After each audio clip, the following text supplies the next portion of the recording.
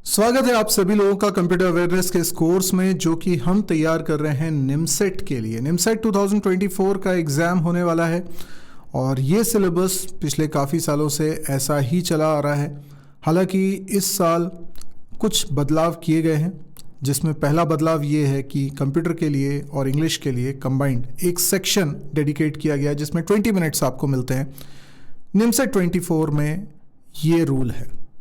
Rule थोड़े बहुत बदल सकते हैं, लेकिन पिछले काफ़ी साल से रूल एक जैसा ही चला आ रहा था। पहले तो 10 सवाल आते थे कंप्यूटर से, अभी 20 सवाल आते हैं और ये काफ़ी डिसाइडिंग फैक्टर है क्योंकि एक सही सवाल पे आपको 6 मार्क्स मिलते हैं।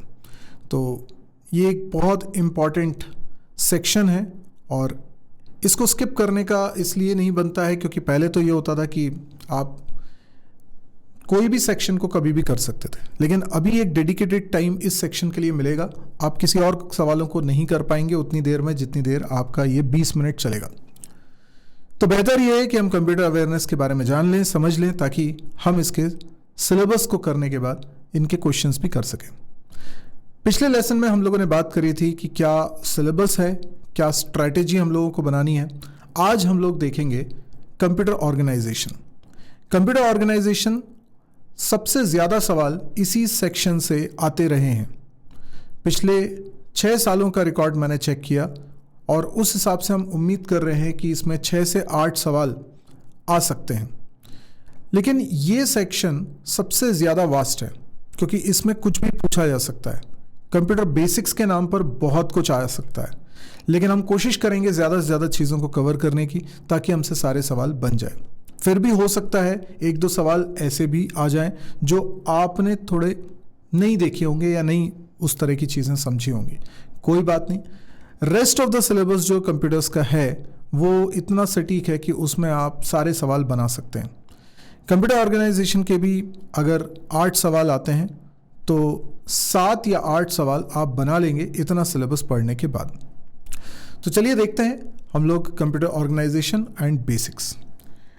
सबसे पहले बात करते हैं, क्योंकि ये कंप्यूटर्स हो सकता है कई स्टूडेंट ऐसे हो जिनका कंप्यूटर्स बैकग्राउंड ना रहा हो, उन्होंने कंप्यूटर्स कभी भी ना पढ़ा हो। कोई दिक्कत नहीं है, आप तब भी इन चीज़ों को समझ पाएंगे। सबसे पहले तो बात करते हैं कंप्यूटर डिवाइस होता क्या है।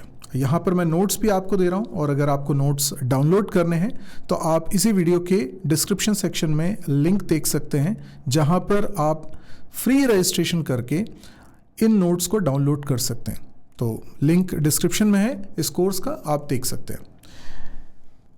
अब देखिए यहाँ पर लिखा हुआ है वो कंप्यूटर के बारे में कि computer is an electronic device that can take input, process and output data. तो कंप्यूटर क्या है?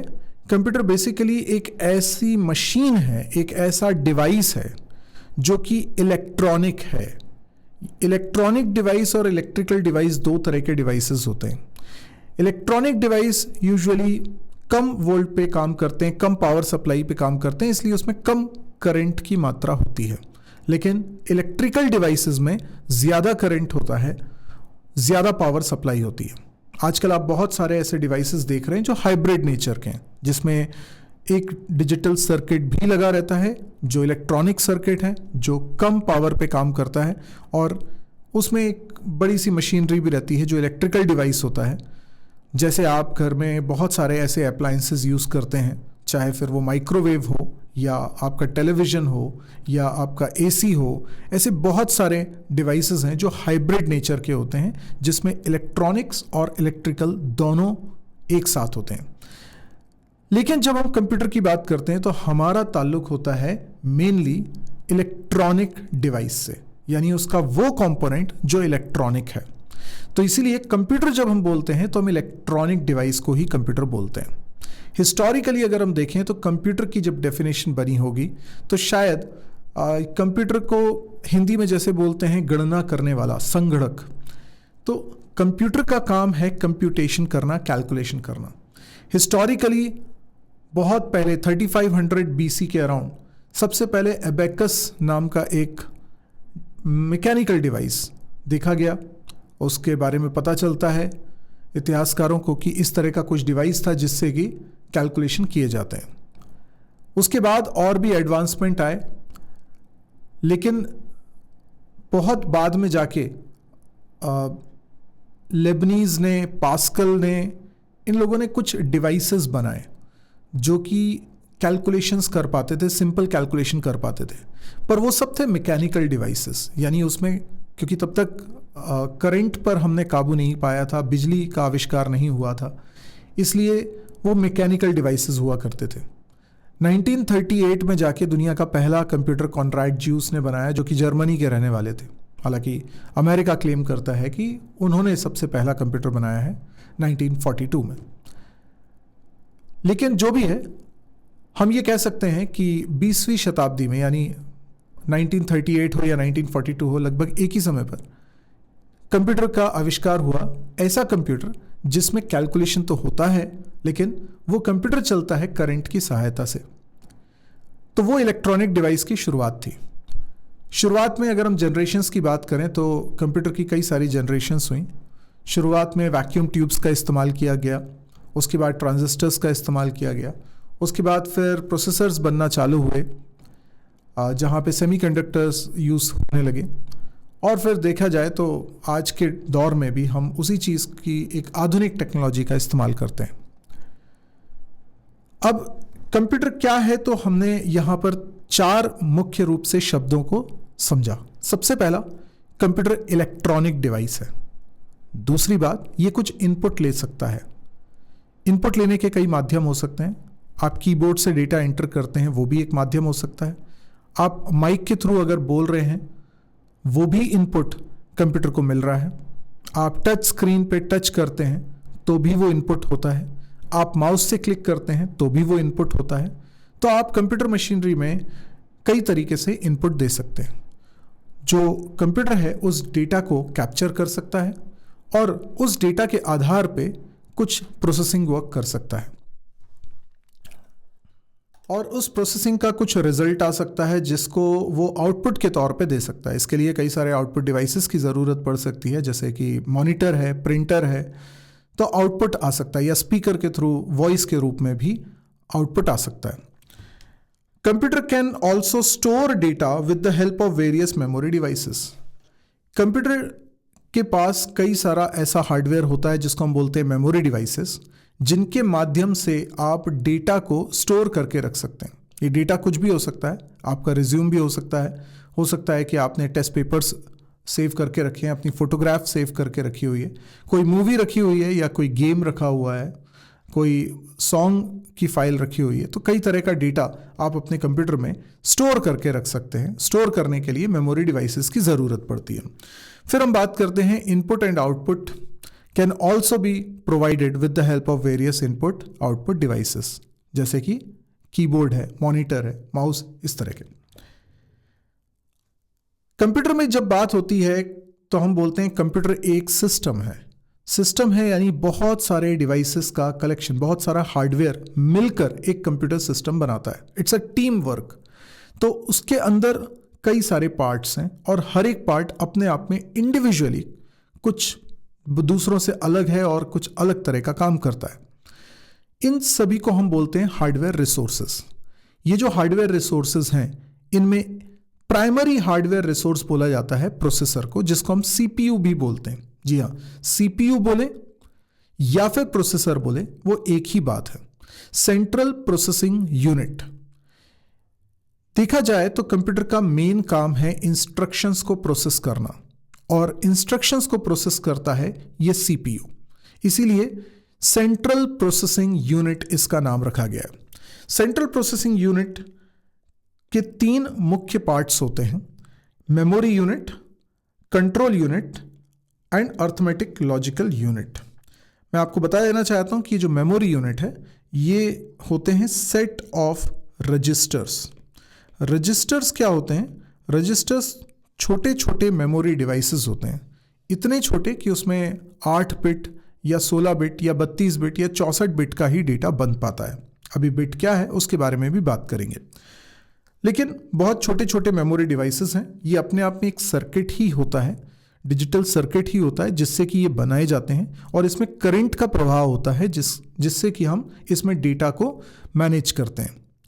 तो पावर सप्लाई थोड़ी कम थोड़ी ज़्यादा करके हम डेटा में वेरिएशन ला पाते हैं। अब ये जो मेमोरी यूनिट है इसमें कई सारे रजिस्टर्स होते हैं, इनमें हम अलग अलग कारण से कुछ कुछ डेटा रख रहे होते हैं। कंट्रोल यूनिट होता है इसके अंदर, जो कि हमारे दिमाग के नर्व सिस्टम की तरह होता है, जो हमारी पूरी बॉडी को कंट्रोल करता है, सिग्नल भेजता है कि किस पार्ट को क्या करना है। अगर मैं हाथ भी उठा रहा हूं तो ये दिमाग से ही सिग्नल गया होगा। बिल्कुल इसी तरीके से कंट्रोल यूनिट हमारा काम करता है कंप्यूटर में। कंट्रोल यूनिट के बाद तीसरी चीज है एएलयू। हमारे कंप्यूटर के द्वारा जो भी मैथमेटिकल लॉजिकल कैलकुलेशंस होते हैं, वो सारे कैलकुलेशन करने की जिम्मेदारी इस एएलयू की होती है। एएलयू एक डिजिटल सर्किट है जिसमें लॉजिकली इस तरीके से उसको डिज़ाइन किया गया है कि उसमें एडिशन हो सके, सब्ट्रैक्शन हो सके, दो नंबर को आप मल्टीप्लाई कर सकें, इंक्रीमेंट कर सकें, डिक्रीमेंट कर सकें, कंपेयर कर सकें, मूव कर सकें, कॉपी कर सकें। बहुत सारे तरह के ऑपरेशंस होते हैं जो कि ये एएलयू करता है। लेकिन एएलयू को करना क्या है, ये कंट्रोल यूनिट उसे बताता है इंस्ट्रक्शन को रीड करके, जो कि रखी रहती है मेमोरी यूनिट के अंदर। तो ये होता है हमारा सेंट्रल प्रोसेसिंग यूनिट। ये प्राइमरी रिसोर्स था हमारे कंप्यूटर के अंदर। अभी इनका टीम एफर्ट भी मैं आपको समझाऊंगा कि ये कोलैबोरेटिवली कैसे काम करते हैं, लेकिन इंडिविजुअली पहले हम समझ लेते हैं। एक और मुख्य डिवाइस होता है रैम, जिसको बोलते हैं रैंडम एक्सेस मेमोरी। ये एक मेमोरी डिवाइस है, लेकिन ये वॉलेटाइल नेचर की है। इसमें कुछ भी परमानेंटली स्टोर नहीं हो सकता है। इसकी टेक्नोलॉजी इस तरीके से होती है कि इसको आप फास्ट एक्सेस कर सकते हो, लेकिन ये कुछ भी परमानेंटली स्टोर करने में सक्षम नहीं है। यानी जब आपका कंप्यूटर ऑन है, इसको पावर सप्लाई हो रही है, तब तक इसमें डेटा रह सकता है, और जैसे ही आप कंप्यूटर स्विच ऑफ करोगे, शट डाउन करोगे, वैसे ही इसमें से सारा डेटा वैनिश आउट हो जाता है। तो रैंडम एक्सेस मेमोरी को ही हम कई बार मेन मेमोरी भी बोल देते हैं, प्राइमरी मेमोरी भी बोल देते हैं। तो ये दोनों नाम भी आपको याद रखने, क्योंकि जब कभी सवाल आता है तो उसमें कोई भी नाम दिया जा सकता है।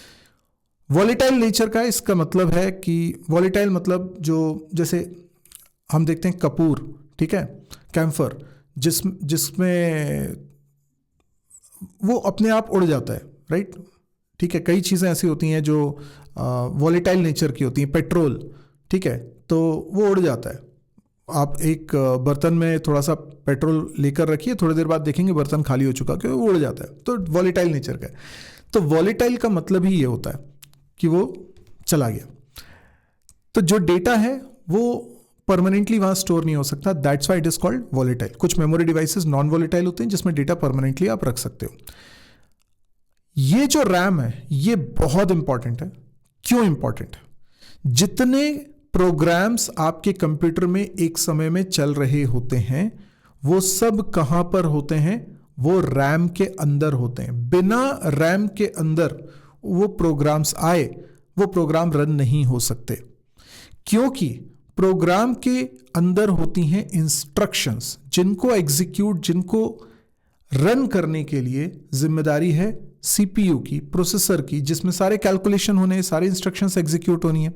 तो प्रोसेसर, सीपीयू, ये कनेक्टेड होता है रैम के साथ, क्योंकि सीपीयू के पास इतने बड़े प्रोग्राम को रखने की क्षमता नहीं होती है और ज़रूरत भी नहीं है इस बात की। तो इस प्रोग्राम को रैम में रखा जाता है और रैम से एक एक इंस्ट्रक्शन सीपीयू तक आती है और वहाँ एग्जीक्यूट होती है। तो देखा जाए तो प्रोग्राम एक बड़ी एंटिटी है जिसको रखने के लिए ज़्यादा मेमोरी की ज़रूरत है। सीपीयू के पास उतनी मेमोरी नहीं है। सीपीयू सिर्फ जिस समय जो इंस्ट्रक्शन एग्जीक्यूट करनी है उससे संबंधित डेटा ही अपने पास रखेगा, बाकी और कुछ नहीं रखेगा। तो सीपीयू कनेक्टेड रहता है रैम से और वहाँ उन दोनों के बीच में कम्युनिकेशन होता रहता है। अब रैम के अंदर आपके प्रोग्राम रखे हुए हैं, जितने प्रोग्राम एक्टिव है। सोचिए कि आप अपने कंप्यूटर में सॉन्ग भी सुन रहे हैं, कुछ टाइपिंग वर्क भी कर रहे हैं, ये दोनों प्रोग्राम्स एक साथ रन हो रहे हैं, तो ये दोनों आपके रैम के अंदर उस समय मौजूद होने चाहिए। कई सारे और भी प्रोग्राम्स हैं जो आपकी जानकारी में भी नहीं होते, लेकिन बिहाइंड द सीन चल रहे होते हैं, तो वो सारे प्रोग्राम्स, वो सारे रैम के अंदर होते हैं। तो रनिंग प्रोग्राम्स, जिनको हम प्रोसेसेस भी बोलते हैं, इस बात को भी याद रखिएगा।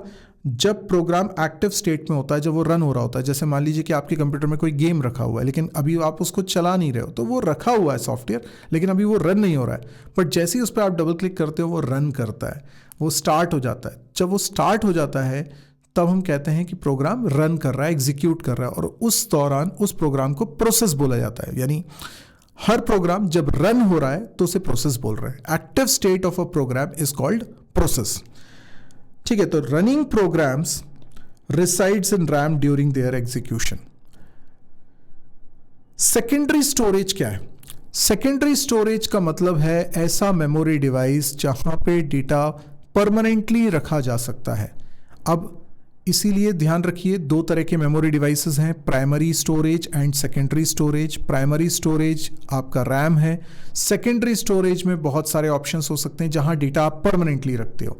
जैसे आपके कंप्यूटर में हार्ड डिस्क हो सकती है, या सॉलिड स्टेट ड्राइव हो सकती है, या आप कभी कभी डेटा पेन ड्राइव में भी रखते हो, या सीडी में रखते हो, या डीवीडी में रखते हो, या एक्सटर्नल हार्ड डिस्क में रखते हो, या आप मेमोरी कार्ड लगाते हो। ये सब वो मेमोरी डिवाइसेस हैं जिसमें डेटा आप परमानेंटली रख सकते हो, लेकिन ये सेकेंडरी मेमोरी डिवाइसेस हैं, ये प्राइमरी नहीं कहलाते। सेकेंडरी क्योंकि इसमें आप प्रिजर्व करके रखना चाहते हो। जब इनको भी यूज़ करना है, इस डेटा को भी यूज़ करना है, तो ये डेटा को रैम के अंदर कॉपी किया जाएगा, तब जाके आप उसको देख पाओगे, यूज़ कर पाओगे।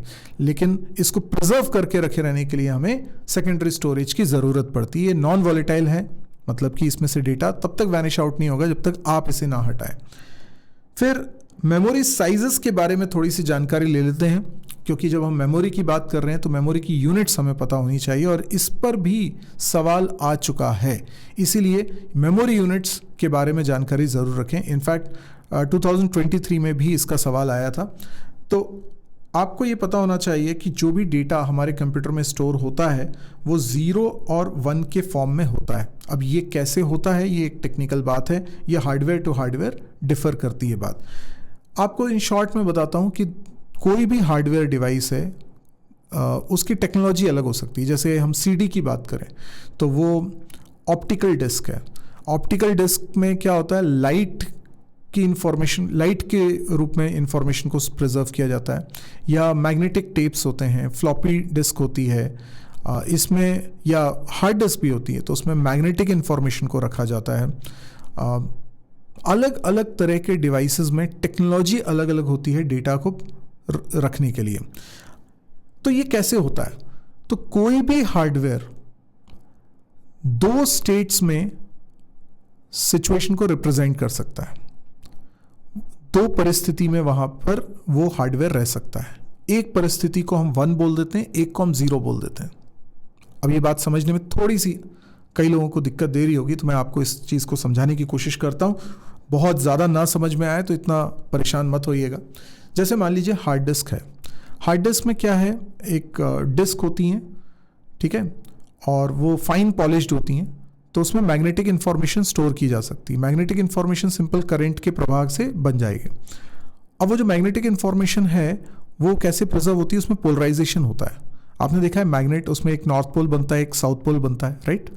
तो नॉर्थ पोल मान लीजिए ऊपर की तरफ बन रहा है, साउथ पोल नीचे की तरफ बन रहा है। तो ये एक सिचुएशन है, एक स्टेट है उस हार्डवेयर की, कि अगर उस हार्डवेयर में वहाँ पे पोलराइजेशन हुआ है, एक छोटू सा डॉट बराबर जगह है, वहाँ पर कुछ पोलराइजेशन कर दिया है हमने करंट की सहायता से, तो वो करंट के डायरेक्शन से तय हो जाएगा। तो उसमें नॉर्थ पोल अगर ऊपर बन रहा है, this is one situation, and north pole अगर नीचे बन रहा है, this is second situation. This depends on the direction of the current, right. Flow of the current जो है उसका डायरेक्शन क्या है, उससे डिसाइड होगा कि नॉर्थ पोल ऊपर बनेगा कि नीचे बनेगा। पर ये दो परिस्थितियां हैं जिसमें ये हार्डवेयर रह सकता है। तो एक समय में ये जो हार्डवेयर है, या तो नॉर्थ पोल ऊपर है या नीचे है। ऊपर है तो आपने इसको 1 बोल दिया, नीचे है तो उसको 0 बोल दिया। यानी 0 और 1 का कोई फिजिकल सिग्निफिकेंस नहीं है, ये सिर्फ रिप्रेजेंटेशन है हार्डवेयर में मौजूद दो परिस्थितियों की। अब कोई भी डेटा हम हार्डवेयर में रखते हैं तो एक्चुअल में वहां पे दो परिस्थितियों में इंफॉर्मेशन एनकोड की जाती है, जिसको हम 1 या 0 की तरह ट्रीट करते हैं। ना 1 फिजिकली कहीं दिखता है, ना 0 कहीं दिखता है। और ऐसा हर हार्डवेयर में होता है। जैसे रैम के अंदर कैपेसिटर्स लगे होते हैं, तो कैपेसिटर्स में क्या होता है, बहुत सारे लाखों कैपेसिटर्स हैं। तो एक कैपेसिटर में या तो चार्ज है या नहीं है। कैपेसिटर चार्ज होल्ड करके रखता है, तो अगर उसके अंदर चार्ज है तो हम उसको 1 बोल देते हैं, और चार्ज नहीं है तो हम उसको 0 बोल देते हैं। तो हम दो सिचुएशंस हैं, उसमें एक को 1 एक को 0 बोल रहे हैं। आप देखिए अलग अलग हार्डवेयर में रिप्रेजेंट करने का जो टेक्निक है, टेक्नोलॉजी है, वो अलग अलग हो सकती है। इधर पे मैग्नेटिक इंफॉर्मेशन रख रहे हैं, यहाँ पर हम लोग कैपेसिटर वाली चीज़ देख रहे हैं, और हो सकता है कि कुछ रजिस्टर्स जब हम बात करते हैं तो वहाँ पे फ्लिप फ्लॉप से बनता है और वहाँ पे सर्किट होता है, तो वहाँ पे वोल्टेज की मात्रा अगर थोड़ी ज़्यादा है, लाइक 5.5 वोल्ट है तो थोड़ा ज़्यादा अमाउंट में करंट है, और 3.5 वोल्ट है तो थोड़ा कम अमाउंट में करंट है, तो हम उसके वोल्टेज लेवल के हिसाब से उसको 10 बोल रहे हैं।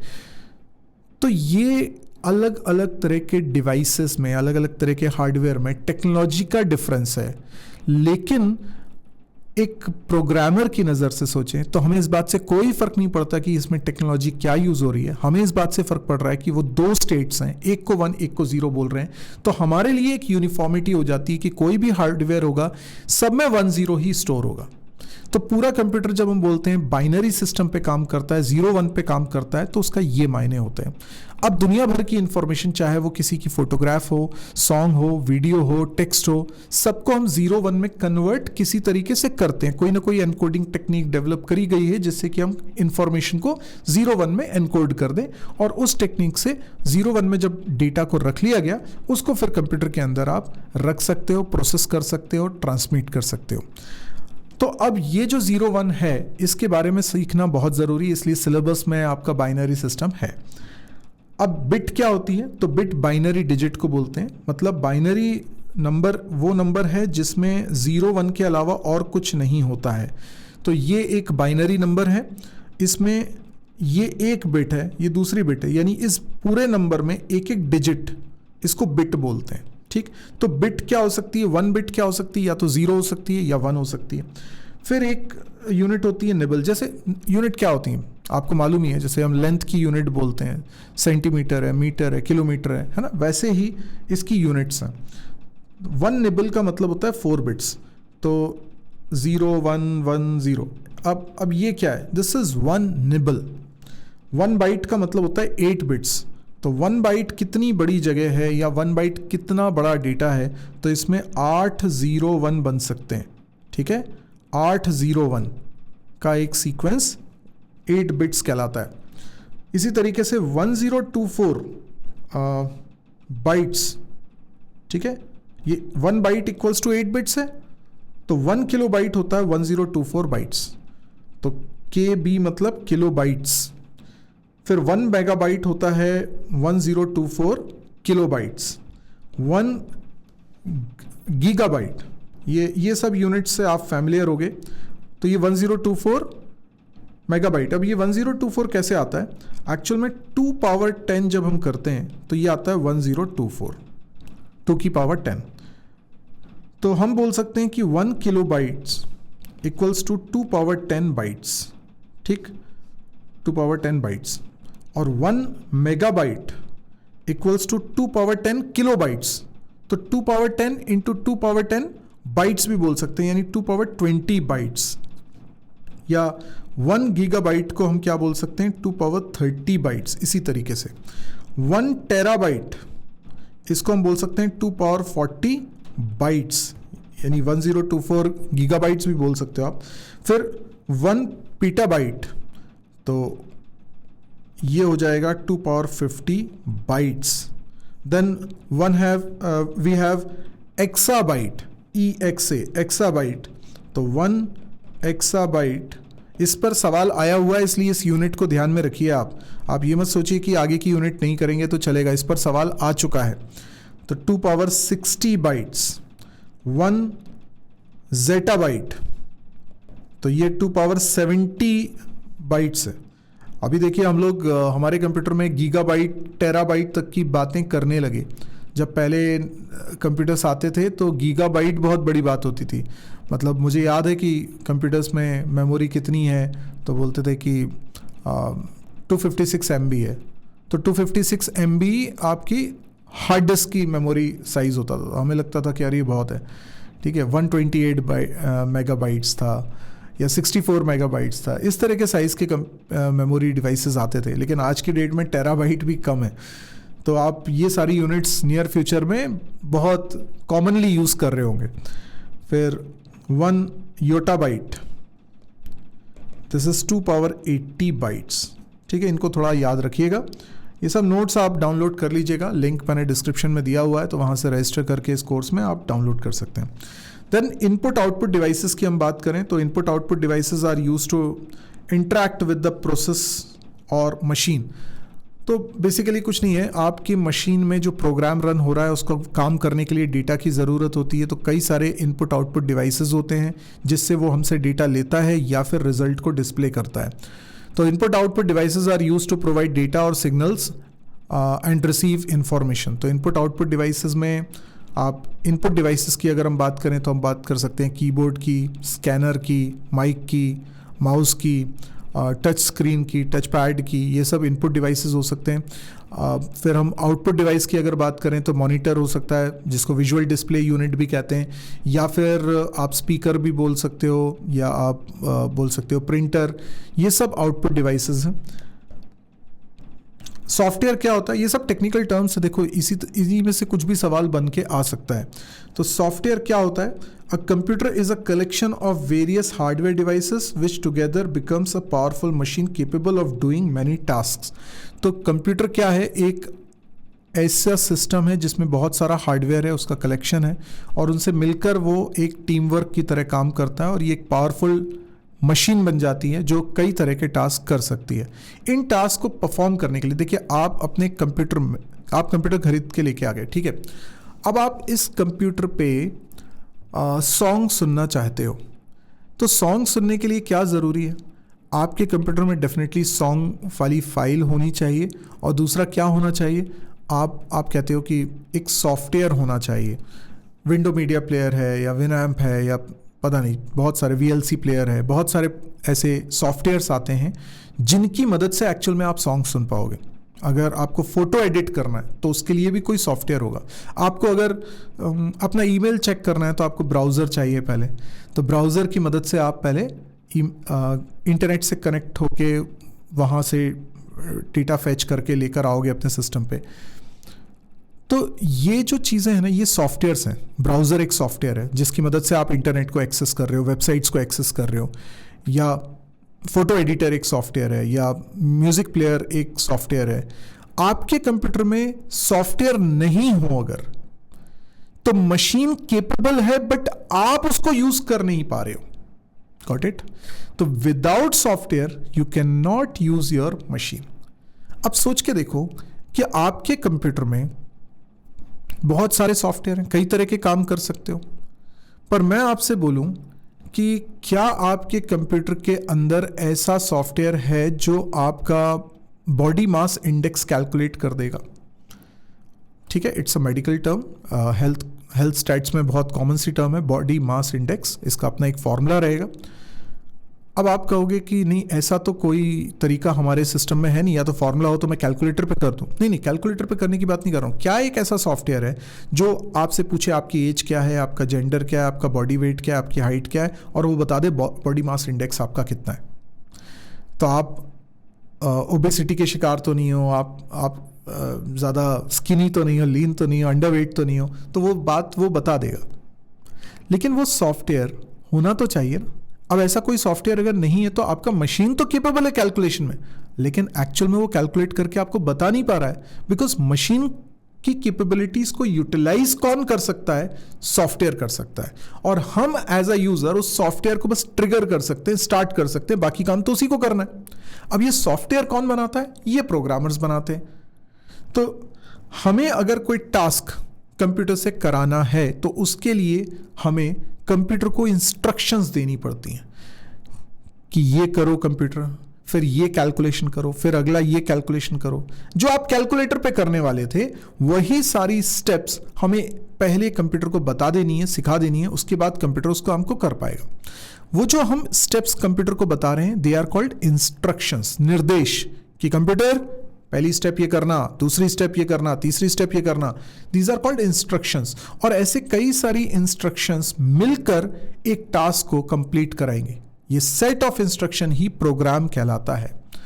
अब प्रोग्राम को ही कई बार हम सॉफ्टवेयर भी बोल देते हैं, हालांकि थोड़ा सा माइनर डिफरेंस हम बोल सकते हैं सॉफ्टवेयर और प्रोग्राम के अंदर।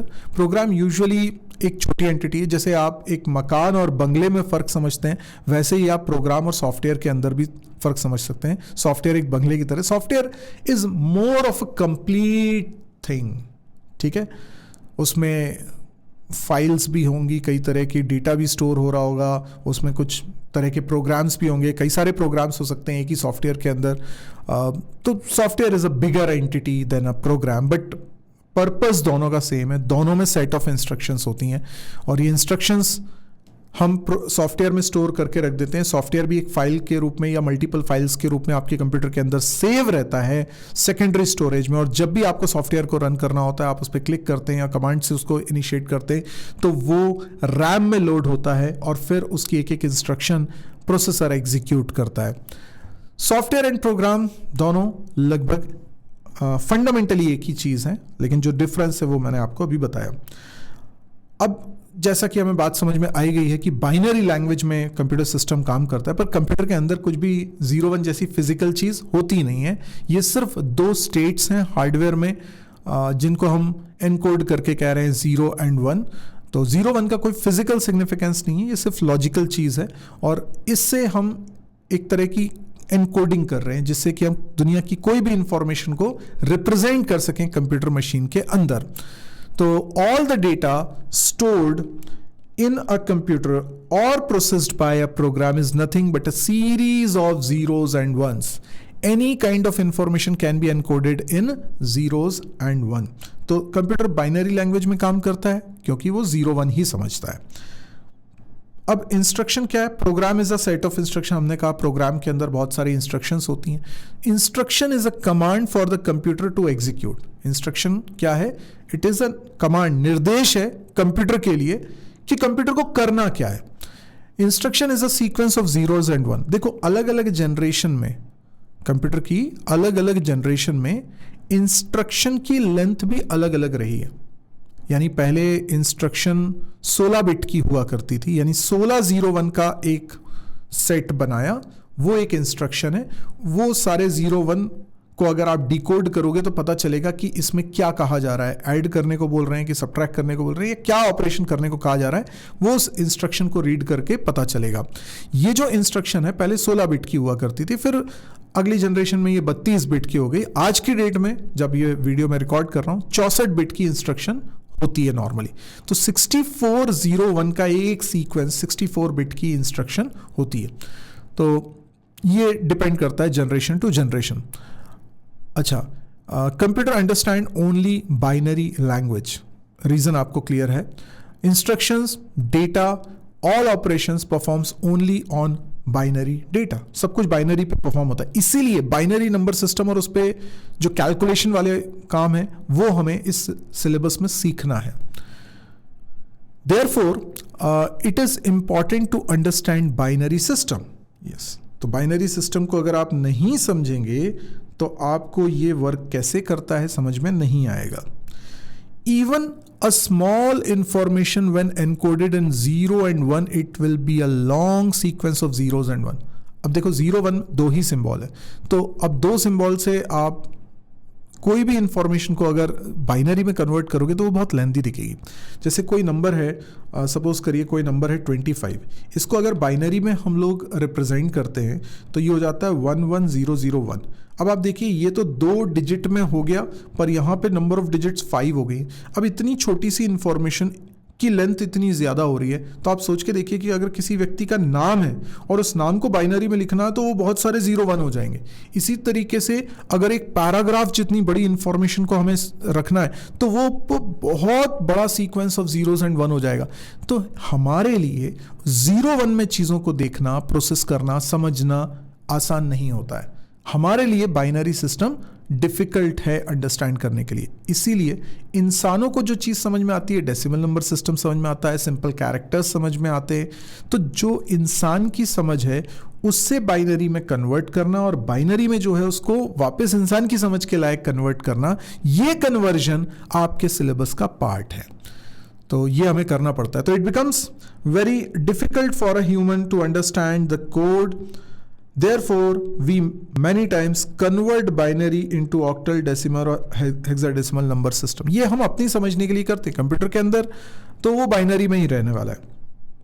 We have to understand different number systems first.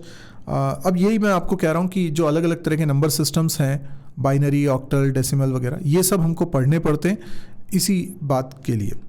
अब टाइप्स ऑफ मेमोरी की बात कर ले तो कई तरह की मेमोरी डिवाइसेस होते हैं.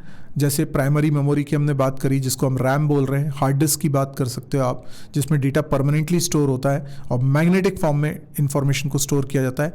एसएसडी का मतलब होता है सॉलिड स्टेट ड्राइव, और सॉलिड स्टेट ड्राइव का मतलब है कि ये थोड़ा सा इलेक्ट्रॉनिक सर्किट के थ्रू बनता है, लेकिन इसमें डेटा को परमानेंटली सेव किया जा सकता है और चेंज भी किया जा सकता है. बेसिकली ये इरेजेबल प्रोग्रामेबल डिवाइस होता है. तो एसएसडी इज़ अ सर्किट, लेकिन ये बहुत फास्ट होता है पर एक्सपेंसिव होता है. तो आपके कंप्यूटर में अगर हार्ड डिस्क लगी है तो आपका कंप्यूटर थोड़ा स्लो चलता है, लेकिन अगर एसएसडी लगी है तो थोड़ा फास्ट चलता है. जैसे ही आप कंप्यूटर का फ्लैप ओपन करेंगे, स्टार्ट करेंगे, वैसे ही वो स्टार्ट हो जा रहा है, जस्ट बिकॉज कि उसमें एसएसडी लगी है. तो अगर कंप्यूटर की स्पीड आपकी कम है तो देखिए कि आपने एसएसडी लगाई है कि नहीं. सीडी, डीवीडी, पेन ड्राइव, जिसको आप फ्लैश ड्राइव भी बोलते हो, magnetic tapes, programmable read only memory, SD card, floppy disk. अब फ्लॉपी डिस्क आजकल तो चलते नहीं है, लेकिन पहले चलते थे. इनफैक्ट मैंने यूज़ किया हुआ. EEPROM है, electronically erasable programmable read only memory. Then register, CPU registers के बारे में बताया. फ्लिप फ्लॉप्स, एक्चुअल में CPU रजिस्टर अगर 16 बिट का है तो इसका मतलब उसमें 16 फ्लिप फ्लॉप्स लगे. एक फ्लिप फ्लॉप ऐसा डिवाइस है, एक ऐसा सर्किट है जिसमें या तो 0 रह सकता है या 1 रह सकता है एक बार में. तो 1 बिट की इंफॉर्मेशन स्टोर करने का सबसे छोटा मेमोरी डिवाइस क्या हुआ? Flip flop. कैश मेमोरी के बारे में भी हम समझेंगे. तो रैम जो होती है ये 2 प्रकार की होती है मेजरली. एक कहलाती है डायनेमिक रैम, एक कहलाती है स्टैटिक रैम. इस पर भी सवाल आ चुके हैं. तो डायनेमिक रैम टेक्नोलॉजी वाइज दोनों अलग हैं, दोनों वॉलेटाइल होते हैं, दोनों का पर्पस सेम होता है, रैम ही होती हैं. पर ये दोनों रैम में फ़र्क क्या है? देखो, डायनेमिक रैम में कैपेसिटर्स यूज़ किए जाते हैं और कैपेसिटर्स को ना कंटिन्यूसली रिफ़्रेश करने की ज़रूरत पड़ती है. उसको पावर सप्लाई पूरे टाइम देना है, उसको रिफ़्रेश करना होता है, अदरवाइज़ उसमें डेटा लॉस हो जाएगा. तो to maintain the data, it is cheap and small. ये छोटा भी है और ये सस्ती भी पड़ती है, मतलब एक्सपेंसिव नहीं है. Each cell is made up of 1 capacitor and 1 transistor. ये टेक्नोलॉजी की बात है. फिर स्टैटिक रैम, मतलब ज़्यादातर तो डायनेमिक रैम ही हमारे सिस्टम में यूज़ होती है, पर एक दूसरी होती है स्टैटिक रैम. ये थोड़ी एक्सपेंसिव है. इसमें डेटा रहता है, आपको बार बार रिफ़्रेश करने की ज़रूरत नहीं पड़ती है. जब तक पावर रहेगा, पावर सप्लाई रहेगी, तब तक उसमें डेटा आप रख सकते हो. आपको हर थोड़ी देर में रिफ़्रेश करने की ज़रूरत नहीं पड़ती है. तो इट यूजेज़ ओनली ट्रांजिस्टर्स. इसमें कैपेसिटर्स यूज़ नहीं होते, ट्रांजिस्टर्स यूज़ होते हैं. It is costly but fast. तो ये एक्सपेंसिव आती है, इसलिए मैंने कहा कि हमारे कंप्यूटर में इसको यूज़ नहीं किया जाता है. हम लोग रैम में डायनेमिक रैम को यूज़ करते हैं. फिर बात करते हैं कैश मेमोरी की, जो थोड़ी एक्सपेंसिव मेमोरी है और फास्ट एक्सेस करने का. तो मैं समझता हूँ कि ये जो अभी स्टैटिक रैम वाली हमने बात पढ़ी, उसी टेक्नोलॉजी से ये बनती है. Very high speed semiconductor memory है ये. It acts as a buffer between CPU and main memory. अभी रैम के अंदर आपका प्रोग्राम रहता है और CPU के पास एक एक इंस्ट्रक्शन जानी होती है. बट क्या होता है कि चीज़ें थोड़ी स्लो रहती हैं, बिकॉज CPU जो है बहुत फास्ट काम कर रहा है और उसके कंपैरिजन में रैम को एक्सेस करना स्लो है. मतलब रैम को एक्सेस करना वैसे फास्ट है, लेकिन CPU की स्पीड के हिसाब से वो बहुत स्लो है. तो उस स्पीड के डिफरेंस के कारण आपके प्रोग्राम का एग्जीक्यूशन स्लो हो जाता है. क्यों? अब इस दिक्कत को थोड़ा कंपनसेट करने के लिए हम कैश मेमोरी का इंट्रोड्यूस करते हैं बीच में. तो कैश मेमोरी में क्या रहता है, जो ज़्यादा डेटा यूज़ हो रहा है रैम का, उसको कैश मेमोरी में लोड कर लिया जाता है. और CPU को जब भी नेक्स्ट इंस्ट्रक्शन चाहिए होती है या डेटा चाहिए होता है रैम से, तो रैम के पास जाने की बजाय पहले वो जाता है कैश मेमोरी के पास. अगर कैश मेमोरी में उसे मिल जाता है तो उसे रैम पे जाने की ज़रूरत नहीं पड़ेगी. कैश मेमोरी की टेक्नोलॉजी ऐसी है कि वो फास्ट एक्सेस होती है, तो कंपैरेटिवली परफॉर्मेंस काफ़ी इंप्रूव हो जाती है. लेकिन ये ज़रूरी नहीं है कि हर बार CPU कैश मेमोरी में देखे और उसमें वो डिज़ायर्ड डेटा उसे मिल जाए, तो फिर उसे कहाँ जाना पड़ता है, रैम में जाना पड़ता है। तो रैम में जाएगा वो हर बार, लेकिन पहले हम मौका देंगे कैश को। एक बफर हमने बना लिया है, एक छोटा सा मेमोरी डिवाइस बना लिया है जिसमें उतना डेटा तो नहीं आ सकता जितना रैम में आ सकता है, क्योंकि आप लोग कहोगे फिर पूरी कैश मेमोरी यूज़ करते हैं ना, रैम को हटा ही देते हैं। देखो कैश मेमोरी बहुत एक्सपेंसिव होगी, एक ज़रा सी कैश मेमोरी ना उतने प्राइस में आपकी बहुत बड़ी रैम आ जाती है। तो ये कंप्यूटर ऑर्गेनाइजेशन आपके कंप्यूटर की प्राइस को ऑप्टिमाइज करने का भी एक तरीका है। तो ये बहुत फास्ट है पर एक्सपेंसिव है, इस कारण ये छोटे अमाउंट में लगाया जाता है, और जो फ्रिक्वेंटली डेटा यूज़ हो रहा है बस उसको ये रखता है। अब इसमें हर बार सीपीयू को, प्रोसेसर को कैश में डिज़ायर्ड डेटा मिले ये ज़रूरी नहीं है। मिलता है तो हम उसको बोलते हैं हिट, नहीं मिलता है तो उसको बोलते हैं मिस। तो हम निकालते हैं हिट रेशो। हिट रेशो का मतलब होता है कितनी, अब ऐसे सोच लो कि हर 100 बार में 100 बार सीपीयू ने ट्राई किया कैश में डेटा को देखने के लिए, तो 100 बार में से जितनी बार मिला hit divided by hit plus miss, ठीक है, ये जो रेशो आएगा ये हिट रेशो कहलाता है। हिट रेशो जितना ज़्यादा होगा हम बोलेंगे कि कैश उतनी सक्सेसफुल हो रही है, उतना फ़ायदा है।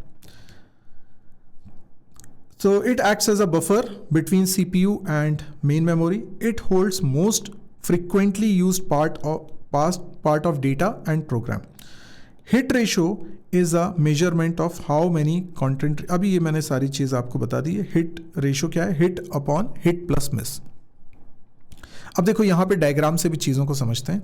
मान लीजिए कि ये आपकी हार्ड डिस्क है या सॉलिड स्टेट ड्राइव है, जो भी है, सेकेंडरी स्टोरेज है, और आपका प्रोग्राम एक फ़ाइल के रूप में यहाँ पर रखा हुआ है। जैसे कोई भी प्रोग्राम आपके कंप्यूटर में जो भी सॉफ्टवेयर है उनमें से कोई सा भी सोच लीजिए, वो यहाँ रखा हुआ है। अब ये है रैम, ठीक है, और ये है आपका सीपीयू। सीपीयू के अंदर 3 चीज़ें हैं, मेमोरी यूनिट जिसमें कई सारे रजिस्टर्स हो सकते हैं, फिर है कंट्रोल यूनिट, और फिर है अर्थमेटिक एंड लॉजिकल यूनिट। अब मैं कह रहा हूँ कि मेमोरी यूनिट, ये जो सीपीयू है ये कनेक्टेड है रैम के साथ, और ये हार्ड डिस्क और रैम कनेक्टेड है। तो जब प्रोग्राम को आप स्टार्ट करते हो तो ये हार्ड डिस्क में जो प्रोग्राम रखा हुआ है वो कॉपी हो जाता है, वो लोड होता है, इसको हम बोलते हैं लोड होना। तो रैम में उसे कुछ मेमोरी मिल जाती, पूरा रैम नहीं मिलता, कुछ मेमोरी इस प्रोग्राम को मिल जाती है। ये प्रोग्राम के साइज़ पे डिपेंड नहीं करता है, प्रोग्राम छोटा हो या बड़ा हो उसको उतना ही साइज़ की मेमोरी रैम के अंदर मिलेगी। अब रैम के अंदर जो मेमोरी मिली है वो यूटिलाइज ये प्रोग्राम एग्जीक्यूशन के दौरान करने वाला है। इसमें इंस्ट्रक्शंस भी रखी हुई हैं। ये इंस्ट्रक्शंस बारी बारी से कहाँ जाती हैं? सीपीयू के पास मेमोरी यूनिट में, जहाँ कई सारे रजिस्टर हैं। तो एक इंस्ट्रक्शन रजिस्टर नाम की एक चीज़ होती है, एक डिवाइस होता है, उसमें इंस्ट्रक्शन स्टोर हो जाती है, जिसको कंट्रोल यूनिट पढ़ता है। यहाँ का सर्किट जो है जिसको हम कंट्रोल यूनिट बोल रहे हैं, वो इस इंफॉर्मेशन को डिकोड करके समझता है कि इसमें करना क्या है, और अकॉर्डिंगली एलयू को सिग्नल देता है, जिससे एलयू को पता है कि अच्छा ऐड करना है या कुछ और, तो वो कर देता है। उसके बाद फिर क्या होता है, फिर यहाँ से सीपीयू से फिर सिग्नल जाता है, और फिर यहाँ से दूसरी इंस्ट्रक्शन लेकर आते हैं, और ये इन दोनों के बीच में कम्युनिकेशन हो रहा है। अब क्या होता है कि रैम को एक्सेस करना और सीपीयू का काम करने की स्पीड, दोनों में बहुत भारी डिफरेंस है। सीपीयू बहुत फास्ट काम करता है, इस वजह से हम क्या करते हैं, यहाँ पे कैश मेमोरी को बीच में इंट्रोड्यूस करते हैं। ये समझ लीजिए कैश मेमोरी है। तो अब क्या करेगा, अब ये होगा कि सीपीयू पहले देखेगा कैश मेमोरी में, अगर कैश मेमोरी में नहीं मिलता है तो वो रैम में जाएगा कंट्रोल सर्च करने के लिए, अदरवाइज वो रैम में नहीं जाएगा। तो ये कैश के लगा देने से अगर कैश का हिट रेशो अच्छा आता है तो ये हमारे लिए बहुत फ़ायदे का सौदा है, क्योंकि इससे हमने स्पीड को काफ़ी बढ़ा लिया है। तो इस तरीके से स्पीड बढ़ाने के लिए, कंप्यूटेशनल स्पीड को बढ़ाने के लिए ये सारे हैक्स इंट्रोड्यूस होते रहते हैं, और इसमें लगातार टेक्नोलॉजी में इंप्रूवमेंट होता रहता है। सीपीयू साइकिल किसे बोलते हैं, इस पर बेस सवाल आ चुका है, इसलिए मैंने इसको कवर किया है। तो CPU cycle, the time required for the fetching and execution of one simple machine instruction is known as CPU cycle. मतलब आप इंस्ट्रक्शन को फेच कर रहे हो, उसे सीपीयू में लेकर आ रहे हो, रजिस्टर में लेकर आ रहे हो, ठीक है, फिर कंट्रोल यूनिट उसे पढ़ रहा है, एलयू से एग्जीक्यूट कर रहा है, ये सब मिलाकर जितना टाइम लग रहा है, this is called CPU cycle, one CPU cycle, ठीक है। तो टाइम कितना लगता है एक सीपीयू साइकिल में, वो क्या होता है इंस्ट्रक्शन फेच करने से लेके उसके एग्जीक्यूशन तक का time. Now what is virtual memory? Virtual memory कोई मेमोरी डिवाइस नहीं है, इट्स अ कॉन्सेप्ट। जब आपके रैम में, देखिए रैम के अंदर बहुत सारे प्रोग्राम्स क्योंकि आप रन कर रहे हो, तो रैम के अंदर कई सारे प्रोग्राम्स आ गए, तो अब रैम में तो लिमिटेड जगह होगी ना, तो रैम पूरी भर जाएगी, ठीक है। या प्रोग्राम का साइज़ बहुत बड़ा है तो पूरा तो रैम के अंदर हम नहीं रख पाएंगे। तो ऐसे में क्या होता है, हम रैम को बढ़ाना चाहते हैं। आपका जो कंप्यूटर में ऑपरेटिंग सिस्टम है वो ये देखता है कि रैम का साइज़ तो कम पड़ रहा है, तो वो बजाय इसके कि कंप्यूटर को काम करने से रोक दे, वो ये करता है कि काम चलता रहे। तो वो ये करता है कि वो कहता है कि इस रैम को बढ़ा लेते हैं। अब रैम को कैसे बढ़ा लेगा ऑपरेटिंग सिस्टम, हार्डवेयर कैसे बढ़ जाएगा, तो वो हार्ड डिस्क में कुछ जगह रैम के एक्सटेंशन के तौर पे यूज़ करता है। मतलब ऐसा सोचो कि ये हार्ड डिस्क का है पार्ट, लेकिन इससे रैम का हिस्सा मान रहे। तो ऑपरेटिंग सिस्टम क्या करता है, कुछ चीज़ें जो रैम में रखी हुई हैं जो अभी यूज़ नहीं हो रही है, तो उसको उठा के वो कहाँ कर देता है, इस हार्ड डिस्क के उस पोर्शन में रख देता है जिसको वो अपना कह रहा है, ठीक है, रैम का ही एक एक्सटेंशन कह रहा है। This memory area is called virtual memory. तो वर्चुअल मेमोरी में क्या होता है, वो रैम का एक एक्सटेंशन है, और रैम में जो प्रोग्राम्स प्रोसेसिंग के लिए रखे हुए वो स्वैप होते रहते हैं वर्चुअल मेमोरी के साथ। तो ऑब्वियसली ये परफॉर्मेंस वैसे तो स्लो होगा क्योंकि हार्ड डिस्क को एक्सेस करना स्लो रहता है, रैम को एक्सेस करना फास्ट रहता है, पर रैम में जगह की कमी पड़ रही है इसलिए ये व्यवस्था की गई है, तो काम ना रुके, ये इंपॉर्टेंट है, ठीक है। तो ये हो गया वर्चुअल मेमोरी। देन हम बात करते हैं सीपीयू रजिस्टर्स की। तो मैं कह रहा हूँ सीपीयू में कई सारे रजिस्टर्स होते हैं, सारे तो मैं यहाँ डिस्कस नहीं कर रहा हूँ, लेकिन कुछ रजिस्टर्स के बारे में मैं आपको बता रहा हूँ। एक होता है मेमोरी एड्रेस रजिस्टर, या सिंपली उसको एड्रेस रजिस्टर भी बोल सकते हैं। It contains address from which data will be retrieved or to which data will be return. तो रैम के किस हिस्से से डेटा लेकर आना है वो जगह का एड्रेस क्या है। सो एड्रेस की जब मैं बात कर रहा हूँ तो ये रैम की लोकेशन को डिनोट करने वाला एड्रेस है जो कि 01 में लिखा जाएगा। तो एक एड्रेस रजिस्टर है सीपीयू के अंदर जिसके अंदर वो एड्रेस रखा हुआ है जो कि रैम के अंदर किसी लोकेशन का है जहाँ पे कोई इंस्ट्रक्शन रखी या कोई डेटा रखा हुआ है। डेटा रजिस्टर क्या है, एक से ज़्यादा डेटा रजिस्टर होते हैं सीपीयू के अंदर जिसमें वो डेटा रखा जाता है जिस पर अभी आपको ऑपरेशन परफॉर्म करना है। एक्यूमुलेटर क्या होता है, वो भी एक रजिस्टर ही है, पर जैसे दो नंबर को ऐड करके जो रिजल्ट आया उस रिजल्ट को हम एक्यूमुलेटर रजिस्टर में रखते हैं। तो एक्यूमुलेटर जनरली रिजल्ट को स्टोर करने के लिए यूज होता है। इंस्ट्रक्शन रजिस्टर में इंस्ट्रक्शन रखी जाती है जिससे ये पता चलता है कि करना क्या है। तो instruction register, program counter contains the address of the next instruction. तो एड्रेस रजिस्टर अलग है और प्रोग्राम काउंटर अलग है। जब एक प्रोग्राम रन हो रहा है तो वो इंस्ट्रक्शन बाय इंस्ट्रक्शन रन हो रहा है। तो पहली इंस्ट्रक्शन अगर एग्जीक्यूट हो रही है तो उस दौरान प्रोग्राम काउंटर के अंदर नेक्स्ट इंस्ट्रक्शन का एड्रेस रखा होगा, सो दैट पहली इंस्ट्रक्शन अगर एग्जीक्यूट होती है तो उसके बाद दूसरी इंस्ट्रक्शन कौन सी एग्जीक्यूट होनी है वो प्रोग्राम काउंटर के कारण पता चलती है। तो प्रोग्राम काउंटर अगली इंस्ट्रक्शन को पॉइंट कर रहा होता है। और भी रजिस्टर और भी होते हैं, ठीक है। देन टाइप्स ऑफ कंप्यूटर्स की अगर हम बात करें तो कई तरह के कंप्यूटर्स होते हैं। पर्सनल कंप्यूटर्स हैं, सर्वर्स हैं, मेन फ्रेम्स हैं। पर्सनल कंप्यूटर तो जो आपके लैपटॉप डेस्कटॉप कंप्यूटर्स आप यूज़ करते हैं, टैबलेट्स यूज़ करते हैं, उनको बोलते हैं। सर्वर कंप्यूटर्स क्या होते हैं, जैसे आप फेसबुक के आपके जो डेटा है वो कहाँ रखा हुआ, सर्वर पे रखा हुआ, आपके ईमेल्स कहाँ रखे, सर्वर पे रखे हुए, ठीक है। तो सर्वर भी कंप्यूटर्स ही हैं, वो मशीनरी है पर पावरफुल कंप्यूटर्स हैं। उनका मेन पर्पस है कि बहुत सारे क्लाइंट्स के रिक्वेस्ट को फुलफिल करना, बहुत सारे यूजर्स उससे रिक्वेस्ट कर रहे हैं। अगर हम अपने मेल को एक्सेस कर रहे हैं तो हमारे ही मेल नहीं रखे हैं वहाँ पे, बहुत सारे और भी लोगों के मेल्स रखे। तो बहुत सारे यूजर्स एक साथ उस कंप्यूटर से कम्युनिकेट कर रहे हैं तो उस पर काफ़ी लोड है, काफ़ी रिक्वेस्ट उसे फुलफिल करनी है, तो इसलिए उसका नाम सर्विस देने का है, इसलिए उसको सर्वर बोलते हैं। फिर मेन फ्रेम कंप्यूटर्स होते हैं, ये काफ़ी पुरानी चीज़ है लेकिन आज भी चली आ रही है और इसके कारण कोबोल लैंग्वेज आज भी यूज़ होती है क्योंकि उसमें हम मेन फ्रेम की प्रोग्रामिंग करते हैं। तो ये लार्ज पावरफुल मशीन्स हैं design to handle massive amount of data and performs complex operations. ये बहुत सालों से चला आ रहा है। देन सुपर कंप्यूटर्स की बात करें, जिसका जो बहुत ही एक्सट्रीमली पावरफुल होती हैं और ये स्पेशली डिजाइंड होती हैं कुछ स्पेशल पर्पस के काम के लिए।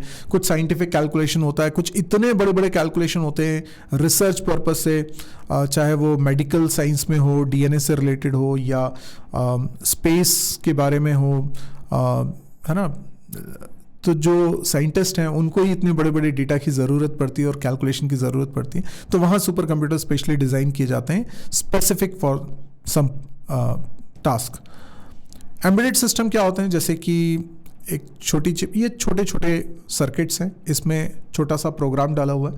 ये प्रोग्राम किसी भी मशीनरी के साथ फिट कर दो, जैसे गाड़ियों में डिवाइस लगा दिया तो वो कुछ चीज़ कर रहा है। जैसे आजकल तो बहुत स्मार्ट गाड़ियाँ आने लगी हैं जो बता देगी कि आपके टायर्स में एयर प्रेशर कम है ना। बहुत सारी चीज़ें बताए जाते हैं ना, आपके गाड़ी के इंटरनल कोई चीज़ ख़राब हो रही है तो वो भी आपको पहले से बताए रहे हैं।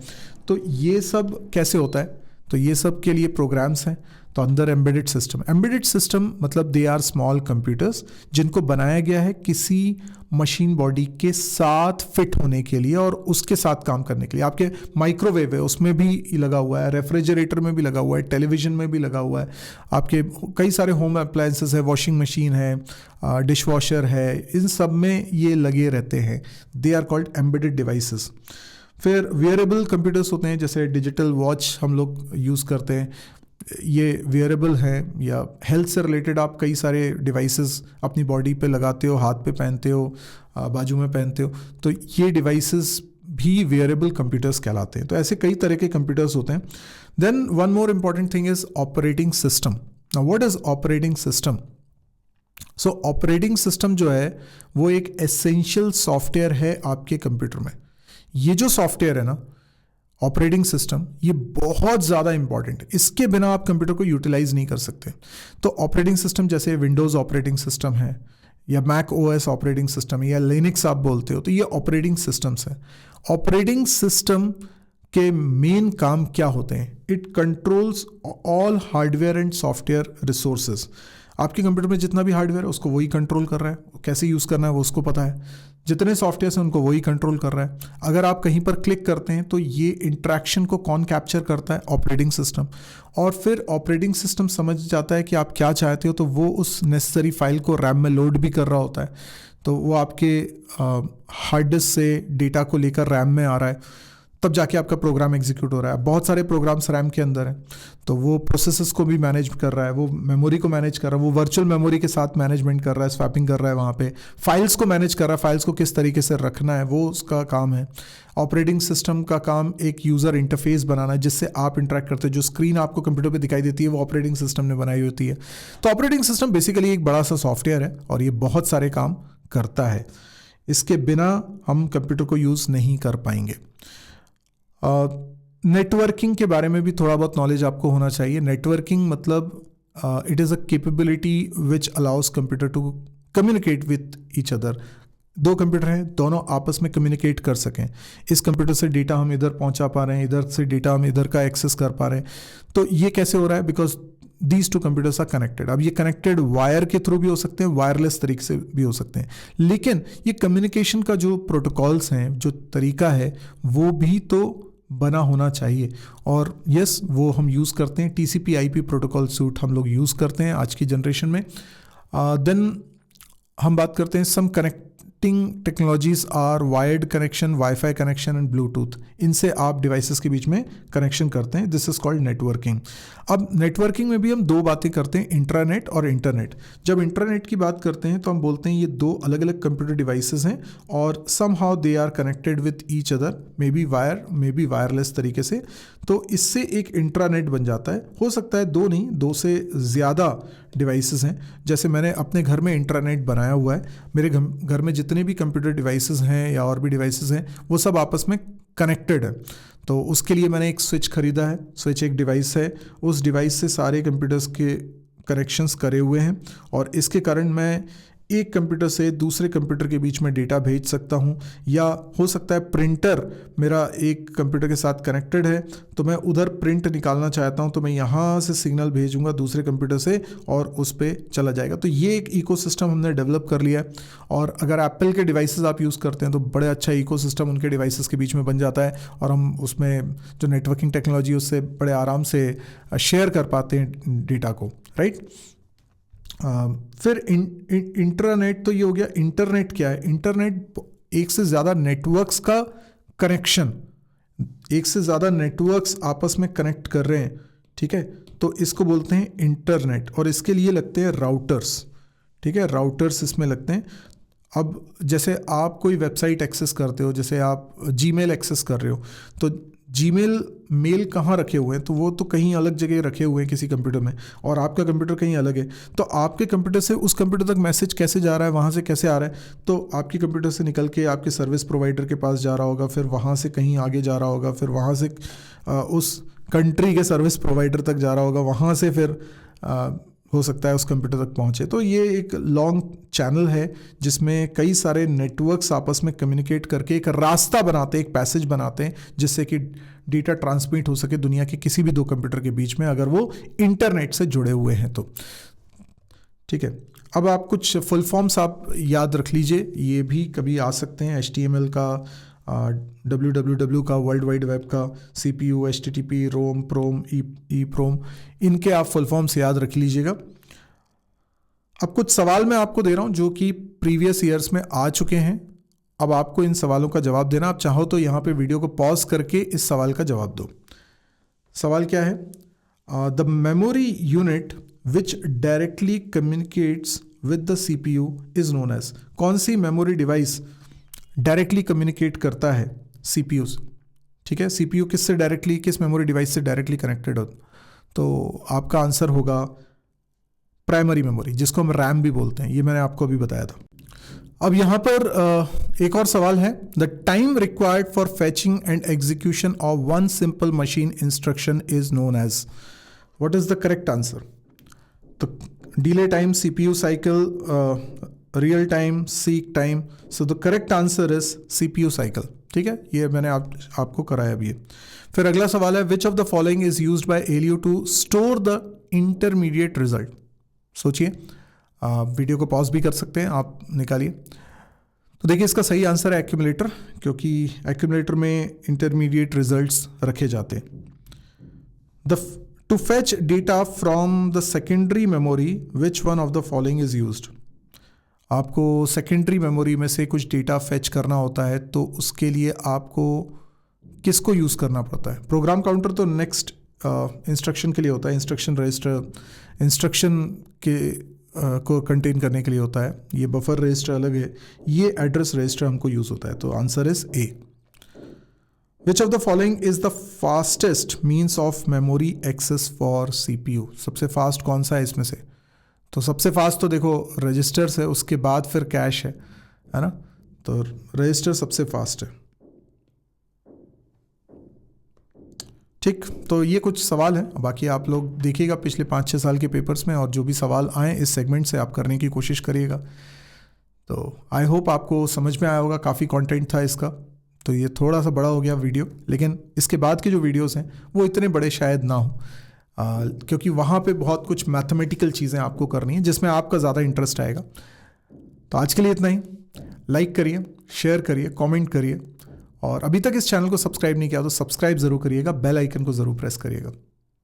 Thank you, good bye.